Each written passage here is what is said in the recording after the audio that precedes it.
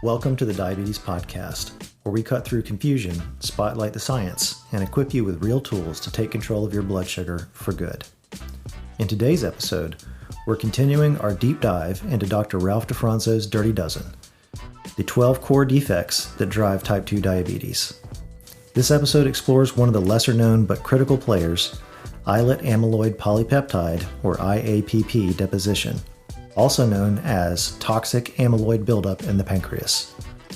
This is about what happens inside your beta cells, the very ones responsible for producing insulin. And yes, they're under attack from the inside out. Let's break it all down. Normal physiology, what goes wrong, medications that may help, and finally, lifestyle strategies backed by science. Let's get into it. Hello, I'm Richie. And I'm Amber. And Amber, today marks the return to stuff that I don't know anything about. Today we are talking about Islet Amyloid Polypeptide deposition, or IAPP deposition. So I am ready to learn. Can you please tell me about what amylin production looks like in a normal, happy pancreas? Yeah, amylin is a companion hormone that is secreted with insulin. So when your pancreas releases insulin, it also releases amylin. And in a healthy body, it works to slow gastric emptying or delay the contents of the stomach from entering into the small intestine, helping you feel fuller longer. So amylin, under normal conditions, is performing a lot of the functions that the GLP-1s are doing, specifically as it relates to slowing gastric emptying. Is that correct? I think it's funny that you say that because you just basically said that a normal physiologic hormone is doing something that drugs do, which is really a backwards way to put it, because no, that is the GLP-1 receptor agonist can mimic some of what it's an incretin mimetic. So it's mimicking in some ways what some of the things that amylin does. But to say it the way you said it, I would not. Okay. So some other things that amylin does in a healthy body is it can help inhibit glucagon secretion. And that's going to make sure that, if insulin is present, the body has enough food so it doesn't need your liver to put out more glucose. And we talked about this in the alpha cell episode. Yep. And it promotes satiety. So it helps you feel fuller longer. And really, to get this as basic as I possibly can, it helps to fine tune. So if you're we're old, I can just say it. And we have the radio dial, you have the big tuner, and then you have the fine tuner.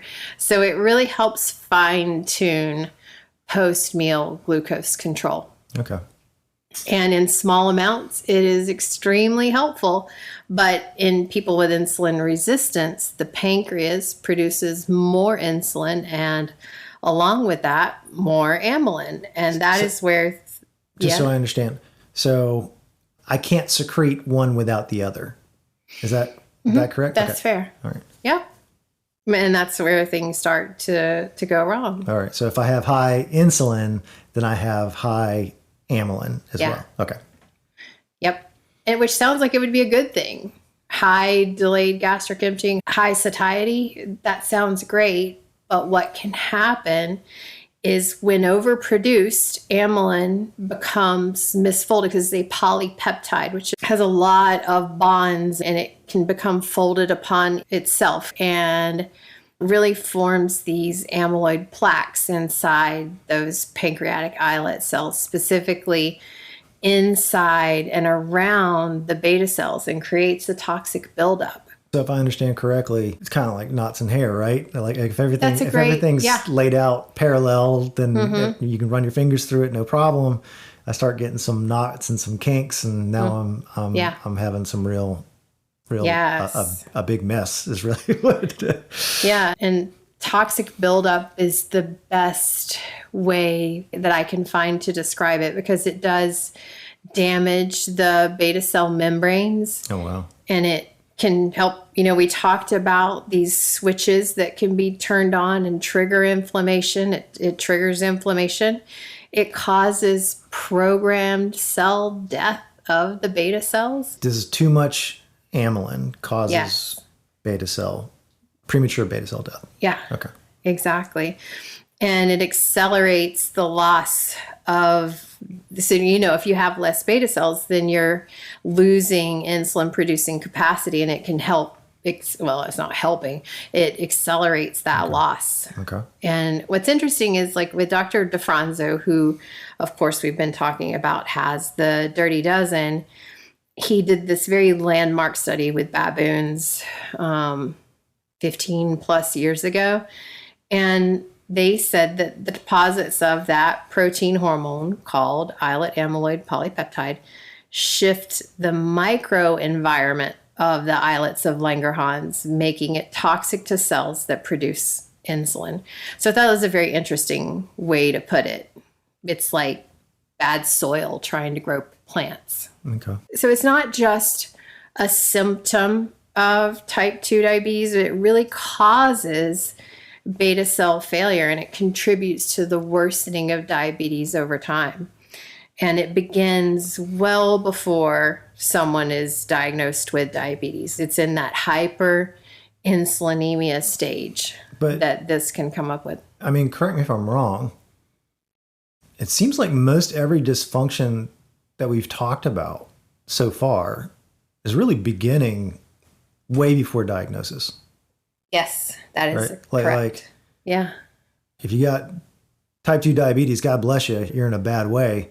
But I mean, really, there's a far larger portion of the population that's probably dealing with this in some capacity. Is that fair to say? Yes. Like the people that are affected by even just amylin overproduction far exceeds just those with type 2 or even prediabetes. Yes. I mean, prediabetes is definitely there. And to your point, I think it's very telling and very interesting that up to 95% of people who have type 2 diabetes have detectable amyloid deposits in the pancreatic islet cells at the time of diagnosis.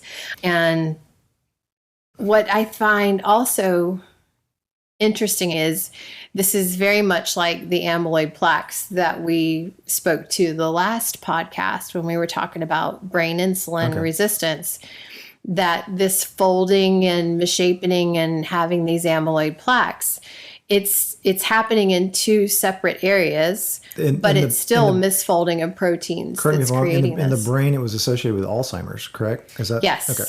That's absolutely correct. Okay, so very structurally similar dysfunction in two different parts of the body is both kind of having devastating effects. Yes, in the brain, it's affecting memory loss and other things, and in the pancreas, it's leading to insulin loss. So two diseases, yet one very destructive protein problem.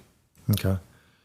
Before we get into medication, there's a blood test that I can do. We talked about for seeing if I got elevated insulin. Is there a separate one for amylin, or can we just assume if you have elevated insulin levels, you have elevated amylin levels? Yes, you can very much assume if you have elevated, because it's a co-secretor, you can assume that you have elevated amylin levels. So the takeaway, get that test done, I think is the better to know where I'm at on this path to, if I'm on the path to type 2 diabetes. Yes, that's a great call out there. I had just an anecdotal story.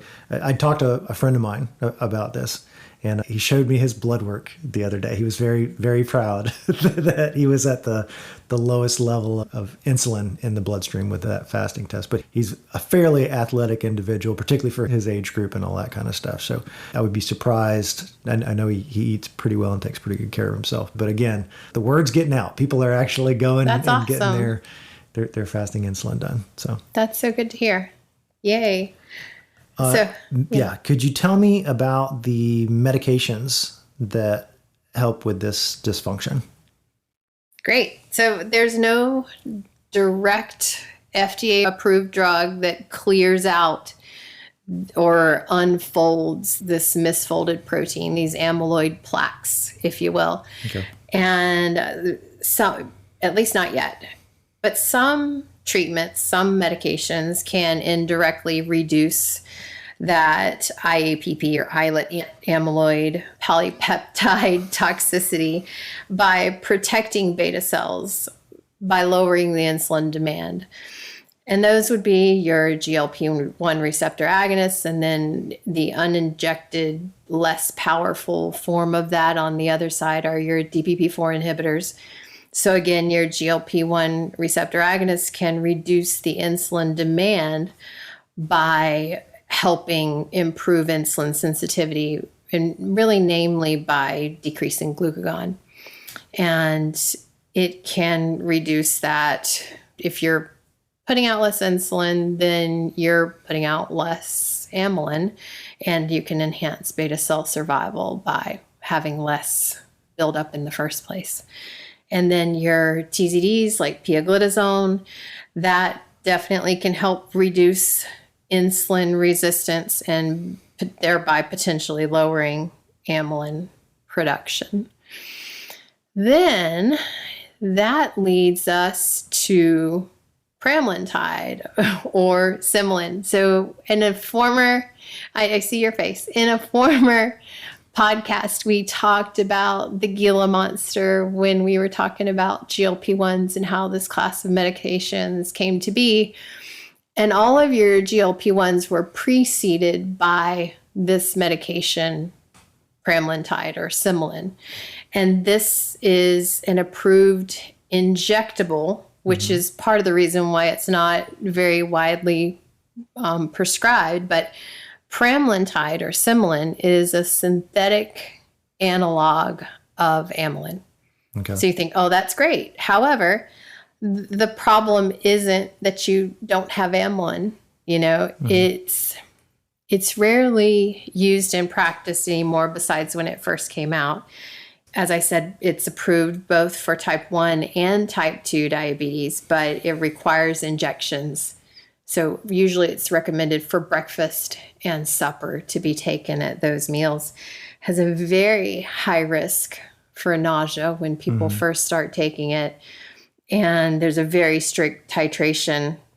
And just the fact that it's an injection twice a day, especially for people who have type 1, and they're injecting a basal insulin once or twice a day, and then usually just once a day, but sometimes twice. And then they're injecting their mealtime insulin 3 to 5 times a day. And then you're asking them to inject another drug twice on top of that. So Symlin is probably would be more helpful to somebody who has type 1 diabetes, because amylin can be deficient instead of overproduced, as it's oversecreted with insulin in type 2. But it has been shown to help with the post-meal blood sugars. But what it doesn't address is that toxicity. It doesn't unfold those polypeptide chains. And that's basically it. It can slow gastric emptying. It can suppress post-meal glucagon release and enhance satiety, but it doesn't reduce the toxicity. Okay. And that's the main thing. It doesn't target that beta cell amyloid burden that naturally secreted IAPP and contributes to type 2 there. Okay. So we know what drugs we can use. Is there anything that we can do better than the medication from a behavior standpoint? We can lower the factors that drive the formation of this IAPP toxicity, especially when it comes to hyperinsulinemia, which is high levels of insulin in the blood, and oxidative stress. And here's how. If you can do anything that reduces the demand for insulin, and whole food, plant-based diets have been shown to do that. So these are diets high in fiber, which would be 25 to 35 plus grams a day, high in phytonutrients, which are going to be your fruits and vegetables, will be very high in phytonutrients, and a low glycemic load, which is like the same thing as saying high fiber, non-starchy veggies type thing. So just quick question, just so I understand. This would be favoring, I guess, vegetables more than fruits. I know normally we say we try and get, 5-6 servings of fruits or vegetables. This is probably leaning more on the vegetables are going to have the lower, as it relates to this, the lower glycemic index as opposed to fruits and that kind of stuff. Yes. I mean, most people do not get 5 to 9 servings of fruits and vegetables a day, which is recommended. Okay. Most people don't even come close to that. So if you're talking about fruit or vegetable, until you get to 5 to 9, I'm going to continue splitting hairs as long as we do this podcast because I want to understand. Yeah. But let's get to the 5 to 9, and then yes, it's more about non-starchy veggies, increasing those. Okay, let me ask a very loaded but specific question then. Are there any fruits to maybe not gorge on?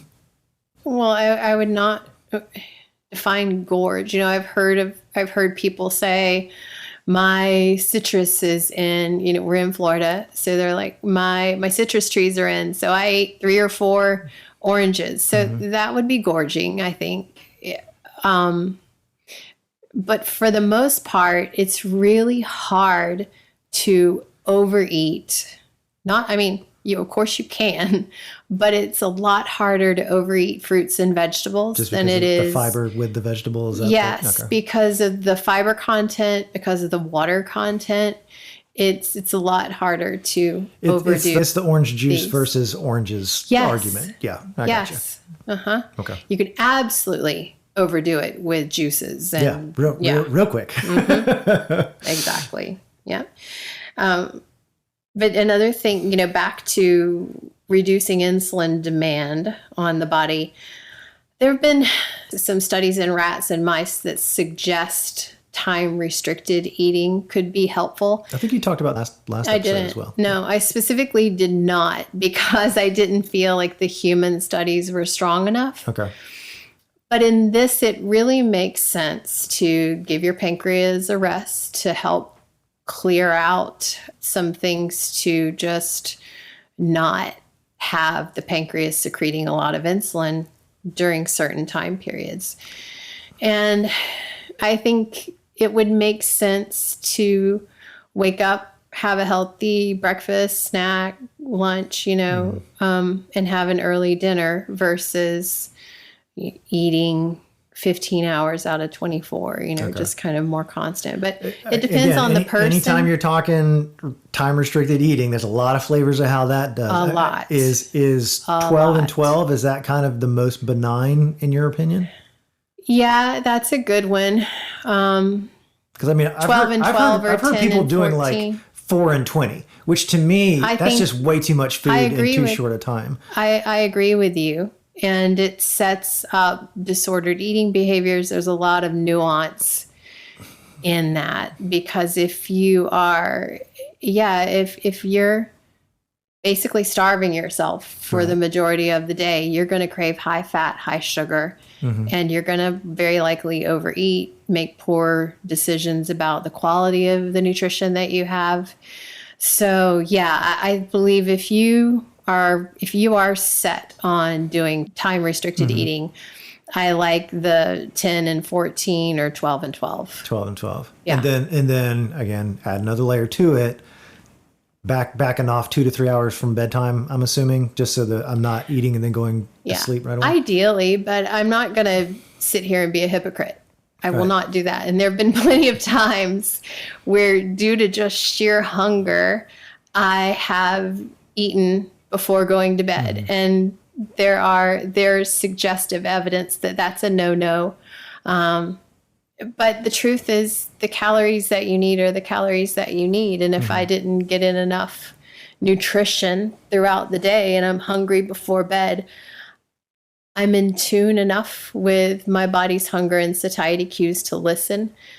But again, with nuance, there are a lot of people who that's quite broken, especially in insulin resistance. So getting the 5 to 9 servings of fruits and vegetables, getting enough fiber really helps with that hunger and satiety. And then you're not curious, was I just emotional eating? Was it just the ghrelin and leptin levels that were off kilter and the hunger monster came out, or did I truly need it? Or is insulin resistance affecting my brain? And now I don't have my normal hunger and satiety cues. So yeah, I gotcha.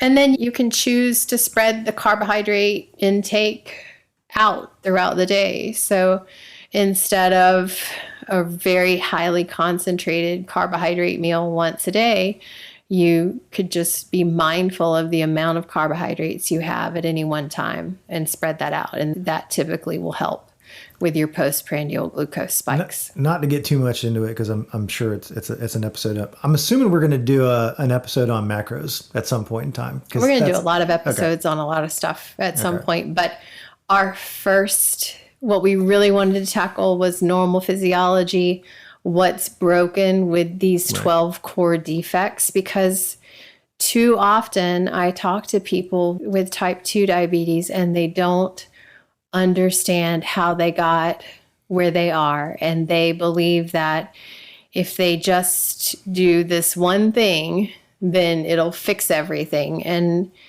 there's so much more to it. And I'm glad to have people start and do at least one thing, to start somewhere, anywhere. But to think that the denial is so huge around diabetes. And action is, people can get to where they feel quite helpless for so many reasons. For so many, and we're definitely going to have an episode on that, so I won't get into it. But it's just that during multiple stages of this disease progression, multiple things have failed, and many things have not made sense to people, and they feel betrayed. Like, why wasn't I told that? Why didn't someone tell me that I could have numbness and tingling in my hands and feet? Well, I mean, that's why we're doing the podcast. I mean, literally, I think it's safe to say you've talked to way more people at the end of their diabetes journey than at the beginning. Yeah. Right. Like, as a dietitian, as a diabetes educator, you're getting the people that are actively on fire, not the people that are playing with matches around a gas tank. Absolutely. So yeah. Absolutely. The way that our healthcare system is structured, if you have access to medical nutrition therapy, to diabetes self-management education, you have to first be diagnosed with diabetes to get diabetes self-management education, which means you're behind the 8 ball. You are already behind in the race. And it'd be great if I had people very newly diagnosed, and sometimes that happens, but most of the time people have had diabetes 6 to 12 years before I see them. And it doesn't mean that there's no hope in that situation, but oftentimes, even when offered hope, it's not the first time that they've felt hope and then been disappointed over the course of the past decade or half a dozen years or longer. And it's heavy. Yeah. It's a lot. But that's, again, we're going to discuss that a lot more. Sorry for the tangent. I just... It's okay. I full disclosure, right? You've been in this field for over 2 decades now, almost 2.5 decades. I've been in this field as it relates to hearing you venting about what's wrong. But this has been I'm just very grateful for the learning opportunity that this podcast has provided me to be able to better communicate, not just with our clients, but just with people. I meet somebody with diabetes almost every single week. Yeah. And I now have the opportunity to ask them, is what you're doing working? Is whatever medication you're on working? And almost unanimously, it's no. It keeps getting worse. Yep. So to have the opportunity to not just rely on the one or two people I meet during the week, but to be able to speak to the multitude of people that are currently being affected by this disease and will be affected by this disease. Like, it's in the mail. It's going to happen. There's a reason that this thing is growing at a logarithmic rate in the population. I'm not sure exactly where I was going with that, but I appreciate this opportunity. This has been really, really eye-opening and really, really awesome for me. Me as well. I enjoy it. So, just to get back on track regarding diet and the IAPP toxicity. Oh, it's hard to kind of come back. We went on a good little aside there. My bad. It's okay. No, it isn't. It's okay. I enjoyed it. So if you can eat anti-inflammatory and antioxidant supportive foods, that would be helpful. So we're talking about foods rich in flavonoids, which would be your dark berries, green tea, your really dark green leafy veggies. This is your spinaches, your kales, that kind of stuff. They can reduce oxidative damage, and your omega-3 fatty acids can help to support cell membrane integrity and reduce inflammation. Okay. Exercise behaviors that help with this? Absolutely. Absolutely. So if you can improve, as we've talked about, I think, the past 4 or 5 at least I think it's about every episode. we say the same thing. Regular physical activity, especially your weight-bearing activities, and especially aerobic training. Okay. Aerobic and weight-bearing, those two. But if you're sitting on your patushki 24/7, get up and walk. That is step 1. And then you can graduate up to that level. In the last podcast, we talked about that quite a bit.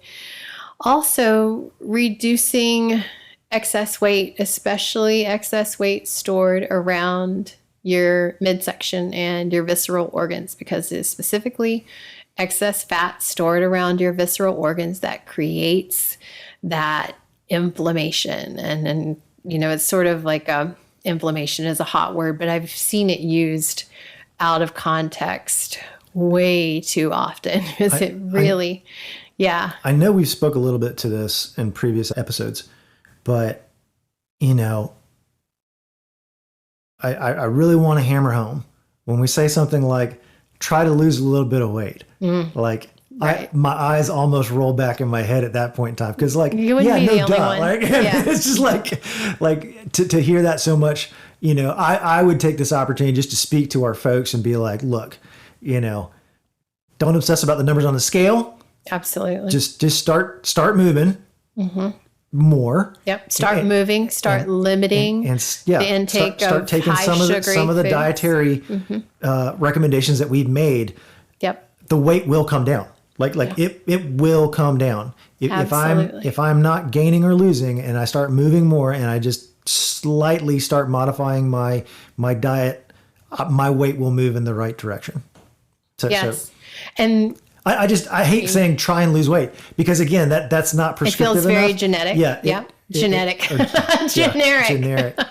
Well, it's just, we talked about how, literally type 2 diabetes makes it more difficult to lose weight, makes it more difficult to specifically lose that visceral fat that's so toxic and so inflammatory. So, again, I'm back on the soapbox. But, for a population that's just been not getting a lot of wins, feeling beat up, I would, we end every episode with take courage. And the reason why is this is not an easy thing. But if you just do it and you do it consistently, it'll work. And it'll work every time. And it's very, very important. And I emphasize pretty consistently that it is not just about the weight on a scale. Yeah. And we talked about this last podcast, that it is a lot more about body composition, because the weight on the scale can absolutely lie. If I was in the Biggest Loser competition, Horrible show, by the way. Sorry if you liked it. Sorry, not sorry. But if I could get $1,000 for helping somebody to lose 10 pounds in 5 days, I could absolutely do it. Yeah. I have no doubt that I could help somebody lose 10 pounds in 5 days. I can help somebody lose 10 pounds in 2 or 3 days. But guess what? They are going to gain it all back in 2 or 3 days not as just well. that. You're dropping lean body mass. Like that. That's the. I can drop lean body mass pretty quick. What are you saying? Oh, no. I feel that you're I'm misspeaking. saying like the risk of hyper focusing on the weight bit is, again, like more often than not, I'm losing the tissue that I want as fast or faster than I'm losing Absolutely. the fat. But if we're talking in a matter of days, we're talking about water. We're talking absolutely water and carbohydrate mass. Mm-hmm. Yeah. But to your point, if it's over a month or two, absolutely, you could very much be losing lean body mass if not done appropriately. Okay. Absolutely. Mm-hmm. And you see that a lot in your GLP-1s, but that's going off the side, following the rabbit trails. I could talk about this all day. On the rabbit trail episode, I think. It has been. I enjoy it, but I want to make sure that we rein it in a little bit, because we will have time to talk about that. We absolutely will. Yeah, we are here to say, just stay tuned. We'll get around all of it. Matter of fact, I'll go ahead and take the time to plug email support@empowereddiabetes.com. You got questions, we'll answer them on the air. Like, we want to provide that level of feedback and that level of access. So that's support@empowereddiabetes.com. Send us your questions and we will answer them for you on the podcast. Not until we finish the 12 core defects. Well, yeah. We have 3 more. I get it. We're almost there. It's okay. Hey, can you guess the other thing that can affect IAPP? Toxicity. Probably sleep and stress, I'm guessing. What? How did you know? Because it's the same for every one of these things. It is. Because sleep deprivation can raise cortisol levels, can raise your stress hormones, and worsen insulin resistance, which indirectly can worsen that IAPP toxicity. Right. Absolutely. And just to bring home the diet and exercise portion a little bit more, that whole toxic process is amplified by the SAD system in the standard American diet: high fat, high sugar, overly processed foods combined with a sedentary lifestyle. So, in fact, studies show that overnutrition plus inactivity can increase islet amyloid polypeptide toxicity.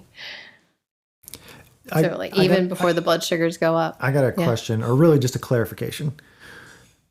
When you say overnutrition, I know that's a technical word. We're saying too many calories. Right. Right? Not like I have such a nutritious diet. That's, yes. Okay. Very important distinction. I know what I'm talking about. Why don't you know what I'm talking about? Well, Read my mind. I'm here to speak for the layperson.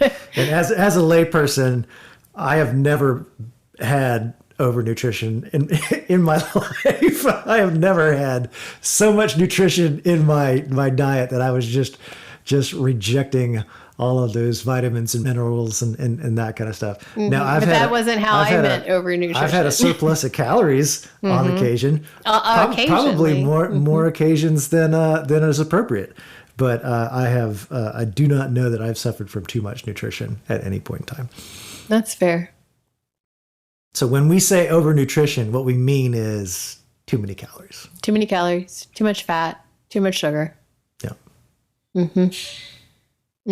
I'd have to look at the studies again, but I think it's somewhere between 15 and 23 pounds of sugar that the average American eats in a year.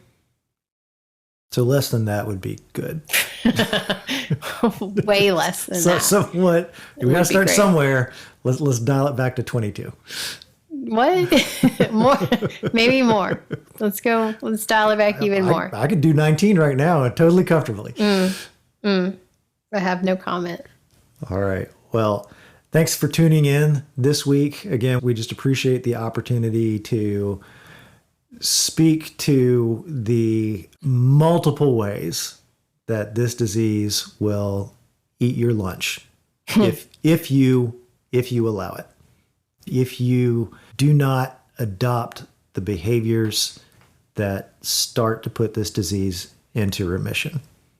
Again, sometimes in complement to medicine, but there is no medicine to replace the human need to eat good food and to move your body. That is it. And that's whether you got type 2 diabetes or not. That's always been a human need. And we're just starting to see really the downside at scale of what taking those two things out of a normal day does to a population. So again, thanks for the opportunity to talk to you again this week, and we will talk to you again next week. Thank you for joining us. Have a fantastic week. If today's episode sparked something in you, whether it's curiosity, clarity, or conviction, don't keep it to yourself. Share it with someone who needs to hear this. And if you're ready to go deeper, to get off the blood sugar roller coaster and walk a real path to remission with expert guidance and massive support, visit us at empowereddiabetes.com. Your healthiest life is waiting. We'll see you in the next episode, where we keep peeling back the science and stacking up the tools to help you put type 2 diabetes in your rearview mirror for good. Take courage. You can do this, and we can help.